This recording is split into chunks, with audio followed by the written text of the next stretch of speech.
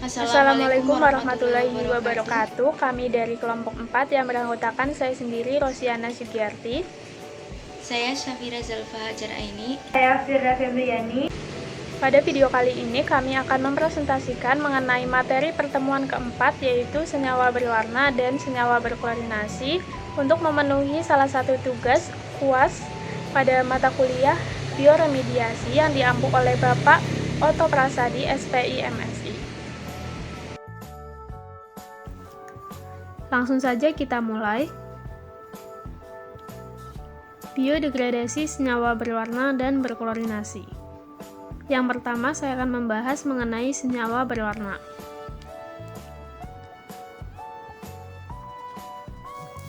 Zat warna adalah senyawa yang mempunyai gugus yang dapat menimbulkan warna atau kromofor menurut Fessenden 1982.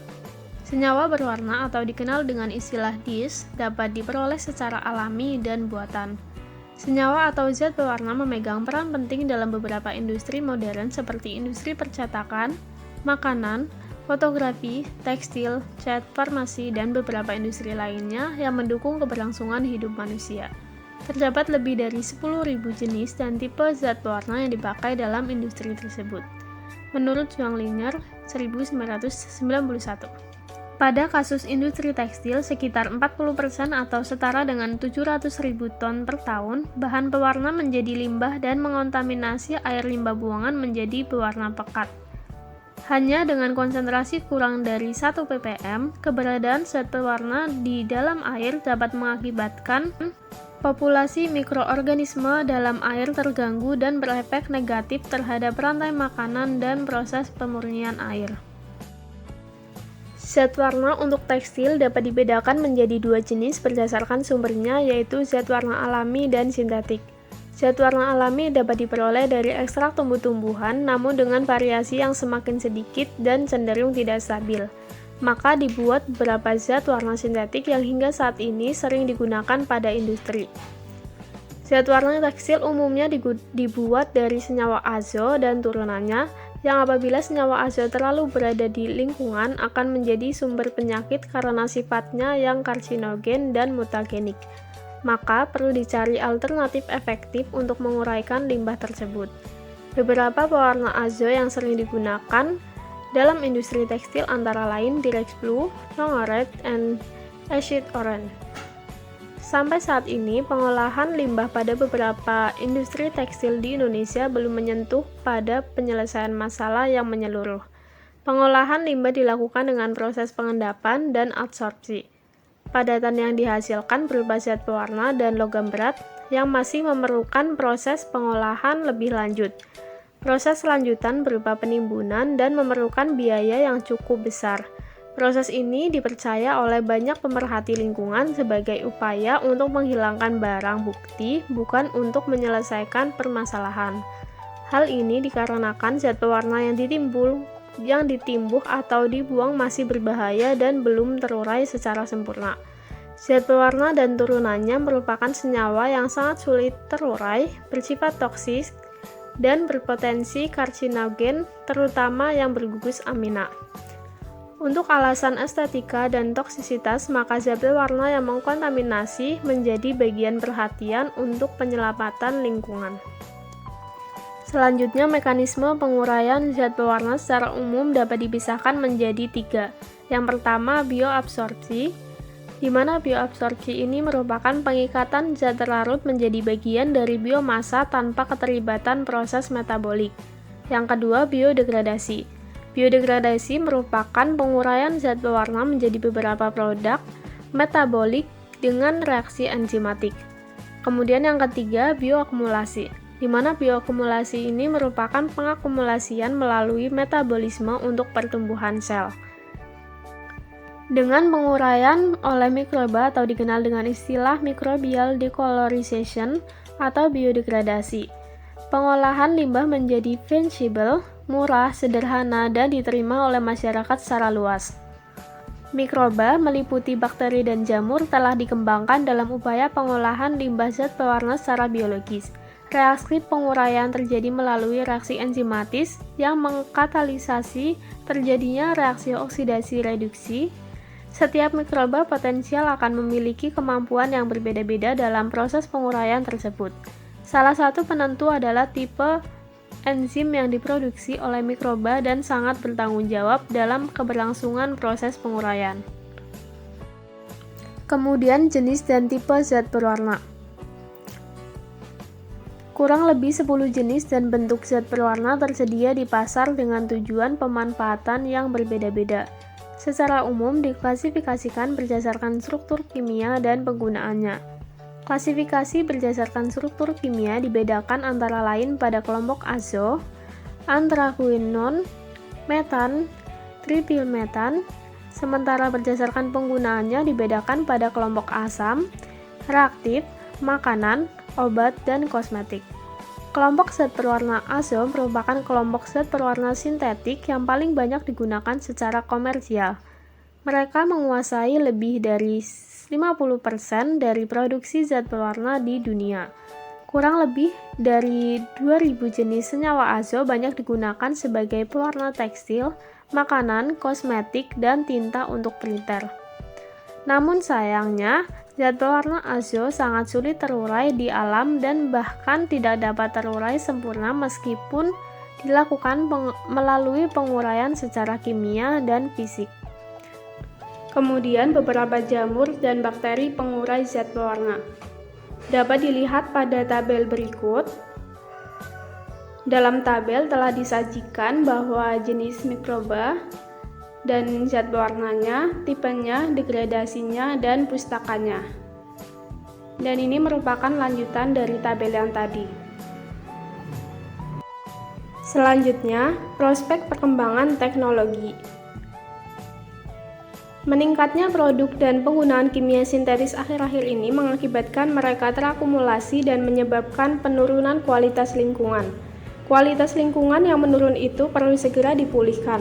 Pemulihan dengan berprinsip pada pemanfaatan mikroba potensial dengan cara yang paling tepat untuk mengatasi masalah dengan tanpa masalah. Mikroba adalah alien berupa reaktor biologis yang mengkonversi produk kimia sintetis menjadi benar-benar menurun, tidak berwarna, aman, bahkan menjadi molekul sederhana berupa H2O, CO2, serta ion garam. Proses penguraian zat berwarna sangat dipengaruhi banyak faktor seperti pH, suhu, konsentrasi, kandungan nitrogen dalam medium kultur, kehadiran garam, agitasi, aerasi, dan tipe zat berwarna.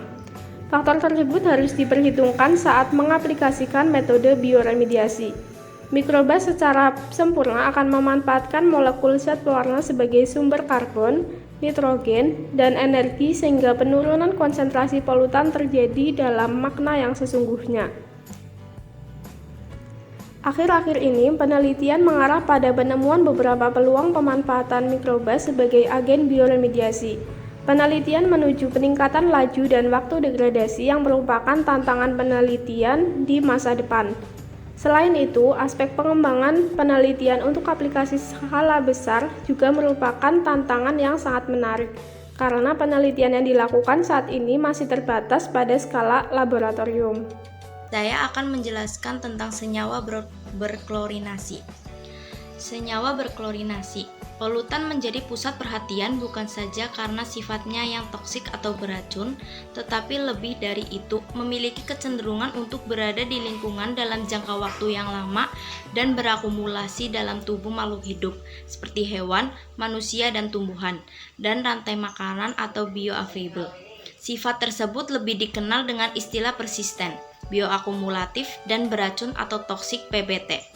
Salah satu kelompok polutan yang memiliki sifat PBT adalah persistent organic pollutants atau POPS, yang berpotensi untuk bermigrasi melalui media tanah, air, dan udara. Pada tahun 2001 melalui konversi Stockholm, POPS menjadi kelompok polutan yang harus diperhatikan karena mengganggu kesehatan manusia dan lingkungan. Beberapa penyakit yang ditimbulkan akibat paparan senyawa POPS adalah penyakit kanker, gangguan jantung, saraf, dan sistem reproduksi. Konvensi Stockholm mengharuskan berbagai pihak atau negara untuk mengambil langkah-langkah penyelamatan seperti 1. Mengurangi produksi dan penggunaan, 2. Mengawasi dengan ketat produksi dan penggunaan, dan atau 3. Mencegah pembuangan limbah buangan dengan sengaja. Ketika lingkungan terkontaminasi POPS, langkah-langkah penanganan perlu segera dilakukan mengingat sifat POPS yang sangat berbahaya dan sangat merugikan bagi kesehatan. Bahkan beberapa senyawa POPS masuk ke dalam jaringan organisme melalui konsumsi hasil pertanian yang telah terkontaminasi. Dan kalaupun terurai, produk turunan yang dihasilkan lebih berbahaya dari senyawa induknya. POPS memiliki bioavailability yang rendah, tidak mudah menguap, berakumulasi atau meningkat konsentrasinya, dan terjerap dalam pori-pori dan partikel tanah dan sedimen. Keterlibatan mikroba, jamur, dan bakteri dalam proses penguraian tersebut jelas tidak bisa dihindari. Field Sierra Alvarez 2008 menjelaskan bahwa penguraian senyawa-senyawa tersebut terjadi melalui proses metabolisme dan kometabolisme. Kelompok senyawa POPS berklorinasi. 1. PCB digunakan secara luas sebagai bahan baku untuk industri listrik dan elektronik seperti transponder dan kapasitor, media pertukaran panas, dan sebagai zat aditif untuk plastik dan cat. 2. PCDD adalah senyawa yang kehadirannya tidak diharapkan, biasanya hasil dari pembakaran tidak sempurna seperti pembakaran sampah kota dan limbah medis, pembakaran sampah rumah tangga, emisi dari proses pemutihan atau klorinasi pulp dan kertas. Mereka sulit terurai, sebagian akan terurai dalam jangka waktu 10-12 tahun. 3. PCDF dikenal juga dengan istilah furan. Struktur, sumber, dan dampak negatif PCDF relatif mirip dengan PCDD. 4. DDT digunakan luas selama Perang Dunia II untuk melindungi tentara dari penyakit diakibatkan oleh serangga seperti malaria. Yang kelima, aldrin adalah senyawa penyusun pestisida, digunakan untuk kontrol rayap, cacing pembusuk akar, belalang, dan serangga. Yang keenam, dieldrin adalah senyawa penyusun pestisida, terutama mencegah penyebaran rayap. Yang ketujuh, drin adalah senyawa penyusun insektisida, digunakan untuk mengendalikan serangga dan binatang pengerat lainnya. Yang kedelapan, klordin adalah senyawa penyusun insektisida yang paling banyak dipakai untuk mengendalikan rayap. 9. Heptaklor digunakan untuk mengendalikan populasi semut api, rayap, dan nyamuk. Ke-10, mirek adalah senyawa yang digunakan untuk mengendalikan populasi semut api dan rayap. Mirek juga digunakan sebagai bagian dari komponen yang tahan bakar pada karet, plastik, dan barang-barang elektronik. 11. Topakin adalah insektisida yang banyak digunakan di Amerika Serikat pada tahun 1970. Mereka menggunakan topakin untuk melindungi produk pertanian seperti gandum, kapas, dan sayuran. 12. Hexaklorobenzen atau HCP pertama kali dikenal pada tahun 1940-an, digunakan untuk melindungi biji-bijian dan membunuh jamur yang merusak tanaman. Mekanisme aksi perombakan. Mekanisme aksi penguraian senyawa POP atau senyawa berkonjugasi dengan gugus klor sangat tergantung pada metode penguraian yang digunakan, fisik, kimia, atau biologis. Untuk proses secara biologis sangat ditentukan oleh enzim yang diproduksi dan mereka berperan aktif dalam proses penguraian yang dimaksud. Enzim yang terlibat biasanya adalah dioksigen monooksigen P-450 dan LIP. Mikroba pengurai. Beberapa mikroba menunjukkan kemampuannya untuk mengurai senyawa berklorinasi. Sebanyak 38 strains dari 11 genera jamur non-lignolitik memiliki kemampuan untuk mengurai PCDF menjadi satu atau lebih isomer monohidrosilat PCDF melalui aksi dari enzim monooksigen. Di bawah ini tabel beberapa jamur dan bakteri pengurai senyawa berklorinasi. Prospek perkembangan teknologi. Uraian yang mempertegas tentang peran mikroba dalam penguraian senyawa berklorinasi dapat dikatakan masih sedikit dibandingkan dengan polutan lainnya. Hal ini dikarenakan sebagian besar senyawa berklorinasi sangat persisten meskipun dalam konsentrasi yang kecil atau kurang dari 1 ppm. Melalui pendekatan proteomik, enzim yang berperan dalam degradasi akan terperangkap dalam loci-loci melalui genom atau ekspresi protein. Sekecil apapun konsentrasi substrat yang diberikan, responnya akan terlihat bagaimana organisme mengurai dan menentukan jalur penguraiannya, termasuk memberikan petunjuk bagaimana cara yang dapat dilakukan untuk meningkatkan laju degradasi tersebut. Kesuksesan untuk mengungkap peran mikroba dalam proses penguraian benar-benar harus melibatkan berbagai bidang keilmuan, termasuk bidang biologi molekuler. Studi kasus, identifikasi potensi limbah cair zat pewarna sisirangan terhadap pencemaran di Kota Banjarmasin. Kegiatan industri sisirangan di Kota Banjarmasin secara ekonomi telah berlangsung dalam kurun waktu yang cukup lama dan telah menjadi kegiatan dalam menggerakkan roda perekonomian masyarakat. Kegiatan industri sasirangan di Kota Banjarmasin dalam prakteknya menggunakan beberapa bahan zat pewarna kimia yang menghasilkan limbah cair dan berdampak pada kehidupan ekologis sungai di Kota Banjarmasin. Aktivitas pelaku usaha home industri sasirangan di Kota Banjarmasin yang memiliki akses secara langsung terhadap kehidupan ekologis Sungai Matapura Kota Banjarmasin berada pada 3 lokasi, yakni Kelurahan Sungai Jingah, Kelurahan Surgi, Mufti, dan Kelurahan Seberang Masjid, di mana Sungai Matapura merupakan salah satu sungai yang memiliki fungsi utama terhadap kehidupan masyarakat Kota Banjarmasin, baik sebagai media transportasi sungai, aset wisata, hingga sumber air minum yang dikelola oleh PDAM Kota Banjarmasin. Menurut Metcalf dan Eddy 1993, air limbah adalah cairan buangan dari rumah tangga, industri maupun tempat-tempat umum lain yang mengandung bahan-bahan yang dapat membahayakan kehidupan manusia maupun makhluk hidup lain serta mengganggu kelestarian lingkungan. Sedangkan limbah cair sasirangan adalah air buangan sebagai hasil kegiatan industri sasirangan yang mengandung zat kimia atau kontaminan yang jumlahnya melebihi baku mutu limbah cair industri tekstil berdasarkan Peraturan Gubernur Kalimantan Selatan Nomor 4 Tahun 2007. Bagian penting pembuatan kain sasirangan adalah membuat motif dengan pewarna kain yang sudah jadi dengan menggunakan pewarna sintetis yang relatif stabil melekat kuat pada kain. Industri sasirangan dalam proses pengolahan kain meliputi beberapa tahap, yaitu penyirangan kain, penyiapan zat warna, pewarnaan, pencucian, penjemuran, dan penyetrikaan. Proses sintetik pewarnaan yang digunakan biasanya menggunakan pewarna naphtol atau ASLB, AS, ASG, ASGR, dan senyawa garam atau oranye GG, biru BB, merah B, merah GG, violet B, biru B, dan yellow GL. Zat warna tekstil merupakan gabungan dari senyawa organik tidak jenuh, kromofor dan auxokrom sebagai pengaktif kerja kromofor dan mengikat antara warna dengan serat. Sebagai bahan pembantu untuk menimbulkan dan menguatkan warna dipergunakan antara lain adalah jeruk nipis, jeruk sitrun, cuka, sendawa, tawas, air kapur, terusi, garam diazonium, NaOH, spiritus, asam sulfat, dan lain-lain. Sedangkan untuk pencucian digunakan deterjen. Selanjutnya ada baku mutu limbah cair menurut Pergub Kalsel nomor 4 tahun 2007. Di sini kita bisa lihat ada parameter satuan kadar maks BML 1. Pada tabel limbah cair terdapat pH, suhu, warna, konduktivitas, COD, BOD, TSS, TDS, minyak bumi. Dan pada limbah padat terdapat timbal, besi, sulfida, kadmium, tembaga, krom total, dan seng. Selanjutnya ada tabel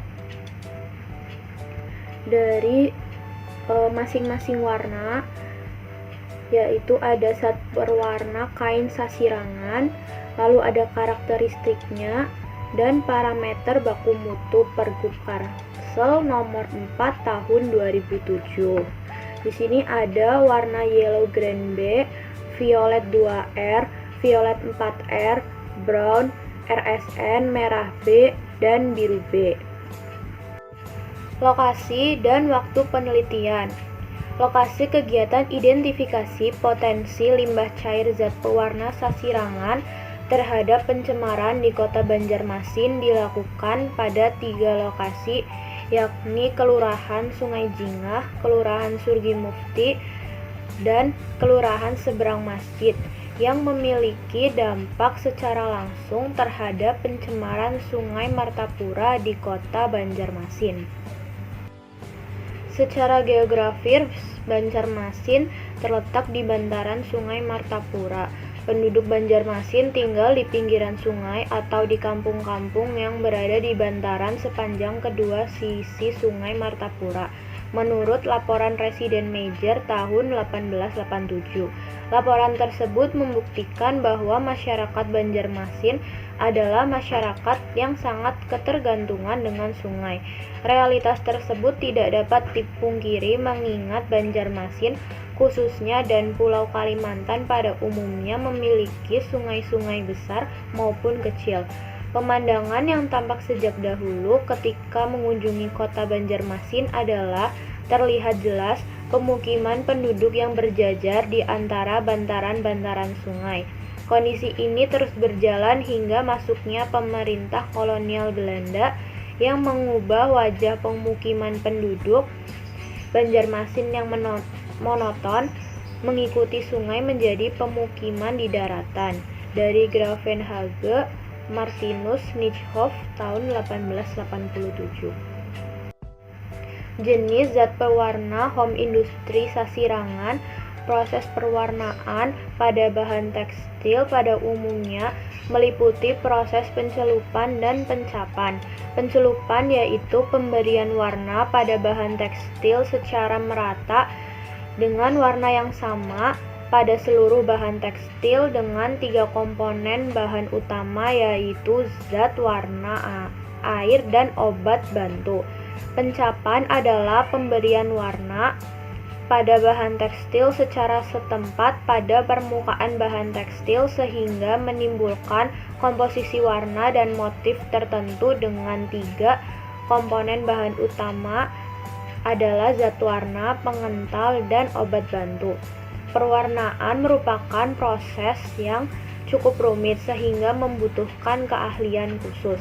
Perwarnaan tidak bisa dilakukan dengan sembarangan, tetapi harus dilakukan secara teliti dan cermat berdasarkan kepada jenis kain dan kombinasi warna yang akan dibuat. Industri kain sasirangan dalam pembuatannya sebagaimana industri tekstil lainnya banyak melibatkan proses perwarnaan dan pencelupan. Dalam perwarnaan digunakan bahan-bahan perwarna sintetik seperti perwarnaan seperti naphtol, indigosol, reaktif, dan indanteren yang akan menghasilkan limbah cair berwarna pekat dalam jumlah yang cukup besar. Dari Hardini et al. 2009 dan Nintasari dan Amaliah 2016.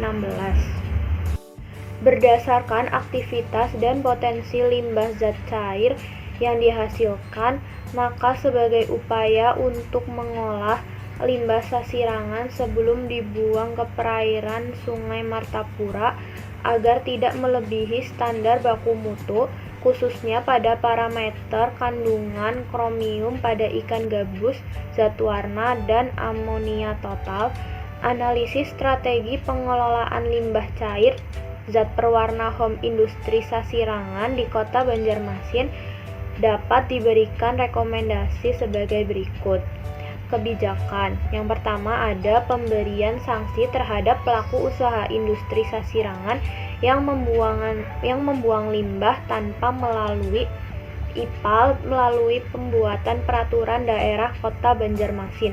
Yang kedua, peningkatan kerjasama dalam pengelolaan lingkungan antara pemerintah, masyarakat, perguruan tinggi, dan perusahaan seperti BUMN dan BUMD. Yang ketiga, peningkatan sosialisasi terhadap pengelola industri untuk menggunakan zat perwarna alami atau penggunaan IPAL rumah tangga. Selanjutnya ada program strategis. Yang pertama, program pengadaan peralatan IPAL rumah tangga pengelolaan batik sasirangan yang efektif dan efisien, yaitu pembiayaan APBD dan CSR. Yang kedua, program pengadaan bibit sumber daya bahan baku pewarna alami kain sasirangan dari APBD dan CSR. Yang ketiga, program sosialisasi melalui media tentang APBD dan CSR. Yang keempat, program pembentukan posko pengaduan masyarakat akan adanya dugaan pencemaran dan perusakan lingkungan hidup dengan melibatkan unsur atau elemen masyarakat atau LSM peduli lingkungan dan PT. Yang kelima, ada program penyusunan dan penyediaan data dan informasi status lingkungan hidup seperti dokumen lingkungan hidup atau kajian lingkungan hidup strategis, daya dukung lingkungan hidup, sistem informasi lingkungan sebagai instrumen early warning system atau sistem peringatan dini terhadap aktivitas pembangunan yang sesuai dengan SDGs. Lalu ada studi kasus pengaruh pH terhadap degradasi pewarnaan direct blue menggunakan jamur pelapuk kayu atau Pleurotus flagellatus. Pengolahan limbah cair dapat dilakukan menggunakan cara kimia, fisika, dan biologi. Pengelolaan air limbah tekstil dengan cara kimia dan fisika cukup efektif untuk menghilangkan warna. Akan tetapi tidak efisien dari segi biaya dan pemakaian bahan kimia serta menimbulkan limbah yang lebih banyak. Untuk itu, penelusuran metode pengelolaan limbah cair tekstil saat ini diarahkan dengan memanfaatkan mikroorganisme. Salah satu mikroorganisme yang potensial dikembangkan untuk mengolah limbah tekstil adalah jamur pendegradasi kayu dari Sastrawidana 2012. Jamur pendegradasi kayu pada kondisi tertentu menghasilkan enzim ligninolitik ekstraseluler tertentu yaitu lignin peroksidase, mangan peroksidase, lakase, dan lain-lain dalam berbagai kombinasi. Enzim ligninolitik yang dihasilkan jamur pendegradasi kayu ideal digunakan untuk biodegradasi organopolutan di lingkungan dari Christian 2005. Berdasarkan hasil kajian SINGS 2013, diketahui bahwa jamur Pleurotus flagellatus dapat digunakan dalam bioremediasi zat warna azo yang terkontaminasi dalam suatu ekosistem. Kemampuan jamur dalam bioremediasi disebabkan adanya enzim yang secara efektif dapat menurunkan pewarna toksik. Pleurotus flagellatus dilaporkan telah mendeklorisasi zat warna direct blue 14 dalam 8 hari. Sekian materi dari kelompok 4 yaitu senyawa berwarna dan berklorinasi. Kurang lebihnya mohon maaf. Terima kasih. Wassalamualaikum warahmatullahi wabarakatuh.